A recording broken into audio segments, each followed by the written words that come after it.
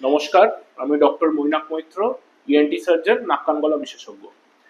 আজকে যে ব্যাপারটা নিয়ে কিছু কথা বলতে চাই সেটি হচ্ছে কানে কম শোনা বা হিয়ারিং লস। তো যেটা বলার যে কানে কম শোনা, অনেক সময় পেশেন্ট আমাদের কাছে আসে যে তারা কানে কম শুনছে এই সমস্যা নিয়ে। তো যেটা অবশ্যই বলার যে কানে কম শোনার যদি আমরা ভাগ করে নিই কি কি কারণে মানুষ কম শোনে, তার মধ্যে তিন রকমের টাইপস আছে কানে কম শোনার। প্রথমটি হচ্ছে conductive hearing loss. Conductive hearing loss মানে কি? মানে হচ্ছে আমাদের কানের মধ্যে শব্দ তরঙ্গ পর্দায় লেগে তার পিছনে যে তিনটি হাড় আছে, ম্যালিয়াস, ইনকাস এবং স্টেপিস, তার যে কম্পন ঘটিয়ে আমাদেরকে শুনতে সাহায্য করে, এই যে অংশটি সাউন্ড কন্ডাকশনের, এই জায়গায় সমস্যা হলে এটিকে বলা হয় কন্ডাক্টিভ হিয়ারিং লস। তারপরের যে টাইপ সেটা হচ্ছে sensory neural hearing loss. Sensory hearing neural এর অর্থ সোজা ভাষায় বলতে গেলে ককলিয়া বা যে নার্ভটি কানের শোনার জন্য ব্রেনে যে ইম্পালস পাঠায়, অডিটরি নার্ভ, সেইটির সমস্যাতে আমাদের সেন্সরি নিউরাল হিয়ারিং লস হয়ে থাকে। আর কিছু কিছু ক্ষেত্রে আমরা যেটা পেয়ে থাকি মিক্সড হিয়ারিং লস, মানে কি conductive as well as sensory neural এর কম্বিনেশন। মানে কানের কম্পন, তোর যে শব্দ তরঙ্গ যে হাড় বা পর্দার থ্রু দিয়ে যে কম্পনটি পাঠায়, তার মধ্যে যদি সমস্যা থাকে, তার সাথে কানের শিরা বা ককলিয়াতে যদি কোনো সমস্যা হয়, এই টোটাল কম্বিনেশনে যদি হয় তাহলে সেটাকে মিক্সড হিয়ারিং লস বলে থাকে। তো ডিটেলে কি কি কারণে হয় সেটার দিকে না গিয়ে, তো যেটা মূল সোজাসাপটা ভাষায় বলার যে চেষ্টা করছি, যেটা হচ্ছে কন্ডাক্টিভ হিয়ারিং লস, অর্থাৎ যে যেটা আমি আগে বুঝালাম, তার চিকিৎসা কিন্তু সম্পূর্ণ আলাদা, যেটা আমাদের সেন্সরি নিউরাল হিয়ারিং লস এর ক্ষেত্রে প্রযোজ্য।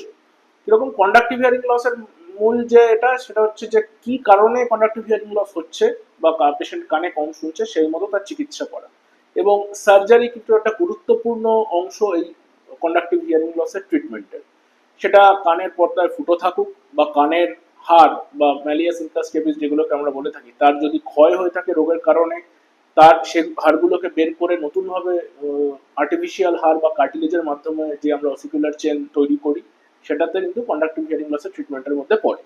এছাড়াও আরেকটি ধরনের কন্ডাক্টিভ হিয়ারিং লস হচ্ছে একটি রোগ যার বিশেষ নাম হচ্ছে ওটোস্ক্লেরোসিস। এই ওটোস্ক্লেরোসিস রোগটা কি হয়, যে কানের যে স্টেপিস নামক যে হাড়টি আছে সেটা শক্ত হয়ে যায়, যদি আমরা সোজা সাধারণ ভাষায় যদি আমি বোঝাতে চাই। তো এই ক্ষেত্রে কি করা হয়, স্টেপিস হাড়টিকে পাল্টে অন্য সিনথেটিক হাড় বা পিস্টন যেটাকে আমরা বলে থাকি সেটি ব্যবহার করা হয়ে থাকে।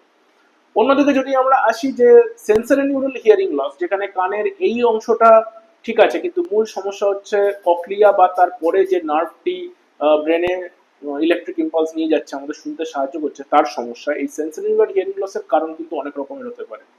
তার মধ্যে একটি রয়েছে কনজেনিটাল বা জন্মগতভাবে, আরেকটি হচ্ছে জেনেটিক কারণে কিছু কিছু ক্ষেত্রে সেন্সরি নিউরাল হিয়ারিং লস হয়ে থাকে, সেটা যে কোনো বয়সেই হতে পারে। এছাড়াও বার্ধক্যজনিত, যেটাকে আমরা প্রেসবাইকিউসিস বলে থাকি, সেই ক্ষেত্রে হতে পারে। তো এই সেন্সরি নিউরাল হিয়ারিং লসের যে মূল কি কারণ সেটাকে আগে অ্যাসেস করা উচিত, এবং কিছু কিছু ডেঞ্জার সাইন্স যদি সেন্সরি নিউরাল হিয়ারিং লসের সঙ্গে থাকে, যেমন মাথা ঘোরা ইত্যাদি, এই সমস্যাগুলো যদি থাকে, তাহলে যেটা হতে পারে যে আমাদের আরো অন্যান্য কিছু পরীক্ষা নিরীক্ষা করা হতে পারে, যে অন্য কোনো কারণে বা ব্রেনের টিউমারের কোনো সমস্যার জন্য সেন্সরি নিউরাল হিয়ারিং লস হচ্ছে কিনা সেগুলোকে অ্যাসেস করা। তো সেন্সরি নিউরাল হিয়ারিং লসের দুভাবে ট্রিটমেন্ট করা হয়। একটা হচ্ছে হিয়ারিং এড। হিয়ারিং এডের সাথে কিছু কিছু ক্ষেত্রে আমাদের ককলিয়ার ইমপ্লান্টেশনের কথাও চিন্তা করতে হতে পারে। আর আরেকটি হচ্ছে যে যে কারণে সেন্সরি নিউরাল হিয়ারিং লস হচ্ছে সেই কারণটি যদি সঠিকভাবে নির্ণয় করা যায়, যেমন কিছু কিছু ক্ষেত্রে পেশেন্টদের অনেক সময় হয় ব্রেনে এক ধরনের বিশেষ রকমের টিউমার হয়, যেটাকে আমরা বলে থাকি অ্যাকাউস্টিক শোনোমা বা ভেস্টিবুলার শোনোমা। সেক্ষেত্রে কিন্তু সার্জারি, সেটা কানের সার্জারি নয়, সেটা ব্রেনের নিউরোসার্জন দিয়ে সেই সার্জারি করাতে হতে পারে। এবং অন্য যে ট্রিটমেন্ট, অন্য টাইপের যে হিয়ারিং লস আমি বললাম, যেটাকে আমরা বলি যে মিক্সড হিয়ারিং লস, মানে যেখানে conductive as well as sensory neural hearing লসের কম্বিনেশন রয়েছে, সেক্ষেত্রে আমরা অপারেশন করে কন্ডাক্টিভ যে কম্পোনেন্টটা সেটার উন্নতি ঘটাতে পারি। আর যে সেন্সরি নিউরাল পার্ট, সেটার জন্য কিন্তু আমাদের কানের মেশিন বা হিয়ারিং এডের দরকার পড়তে পারে। তো এটাই বলার যে কানে শুনতে পাচ্ছি না মানেই তার কোনো চিকিৎসা নেই বা তার কোনো ও কিছু হবে না, তো সেইটা কিন্তু একদমই ভাবা ঠিক নয়। আহ, এই জন্যই এই ভিডিওটি করার উদ্দেশ্য যে কিছুদিন আগে আমি একটি পেশেন্ট পাই, যার গত 3-4 বছর ধরে কানে শোনার সমস্যা ছিল। ইয়াং পেশেন্ট, একদিকে কানে শোনার সমস্যা ছিল এবং সে তার কোনো ট্রিটমেন্টই সে করায়নি। তার মতে ছিল যে আমার একটা কান তো আছে, অন্য কানের ট্রিটমেন্ট করানোর কি প্রয়োজন।